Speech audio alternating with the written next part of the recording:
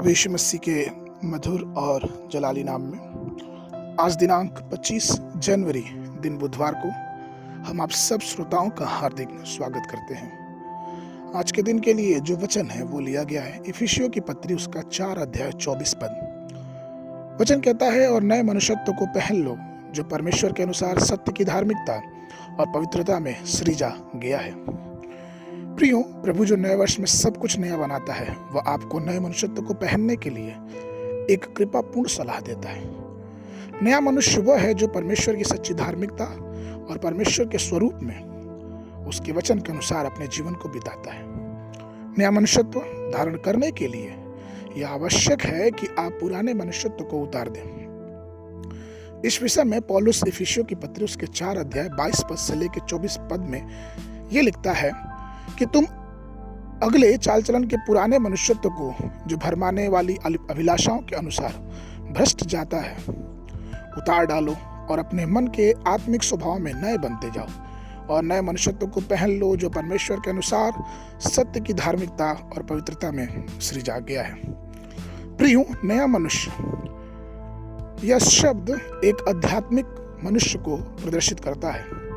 जब भी हम और आप प्रार्थना करते हैं, बाइबल का अध्ययन करते हैं, प्रभु की सेवकाई करते हैं, तो यह भीतरी मनुष्यत्व मजबूती और शक्तिशाली हो जाता है। लेकिन जब आप कोई पाप करते हैं तो सारी शक्ति और सामर्थ्य समाप्त हो जाती है और आपका जीवन प्रभावहीन हो जाता है। शैतान आपकी शारीरिक शक्ति या आपके सांसारिक धन से बिल्कुल नहीं डरता, वह आपके आंतरिक शक्ति से कांपता है। यही कारण है कि प्रेरित पौलुस सलाह देता है कि हमें अपने अंदरूनी अर्थात भीतरी मनुष्यत्व में बलवंत होते जाना है। इफिसियों की पत्री उसके 3 अध्याय के 16 पद में। प्रियो, एक बार एक बुजुर्ग व्यक्ति ने अपने जीवन के विषय में साझा किया कि यद्यपि वो बूढ़ा होने के कारण उसका शरीर कमजोर और शक्तिहीन महसूस करता था, लेकिन उसके भीतर की मनुष्यत्व अर्थात उसकी आत्मा बहुत मजबूत और हंसमुख थी।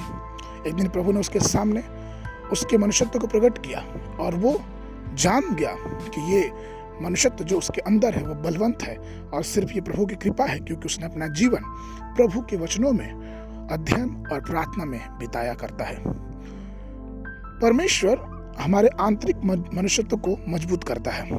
कुलुस्सियों की पत्री उसके 3 अध्याय के 10 पद में लिखा है, और नए मनुष्यत्व को पहन लिया है जो अपने सृजनहार के स्वरूप के अनुसार ज्ञान प्राप्त करने के लिए नया बनता जाता है। तो प्रियो, हमें चाहिए कि हम अपने नए मनुष्यत्व को मजबूत करें परमेश्वर के वचन में, परमेश्वर के आराधना में, परमेश्वर से प्रार्थना करने में, क्योंकि हमारा जो जीवन है, जो लहू और मांस का शरीर बना है, वो उस अधिकार और सामर्थ्य के अनुभव को नहीं प्राप्त कर सकता, क्योंकि ये शरीर यहीं छूट जाएगा और आत्मा मजबूत रहेगा तो उस अनंत जीवन का अधिकारी होने पाएगा।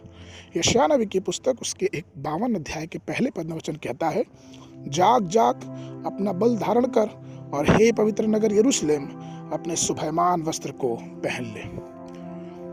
आज के मनन के लिए इफिसियों की पत्री उसका 3 अध्याय 16 से 19 पद तक, कि वह अपनी महिमा के धन के अनुसार तुम्हें यह दान दे कि तुम उसके आत्मा से अपने भीतर मनुष्यत्व में सामर्थ्य पाकर बलवंत होते जाओ और विश्वास के द्वारा मसीह तुम्हारे हृदय में बसे कि तुम प्रेम में जड़ पकड़कर और नींव डालकर सब पवित्र लोगों के साथ भली भांति समझने की शक्ति पाओ कि उसकी चौड़ाई और लंबाई और ऊंचाई और गहराई कितनी है, और मसीह के उस प्रेम को जान सको जो ज्ञान से परे है, कि तुम परमेश्वर की सारी भरपूरी तक परिपूर्ण हो जाओ।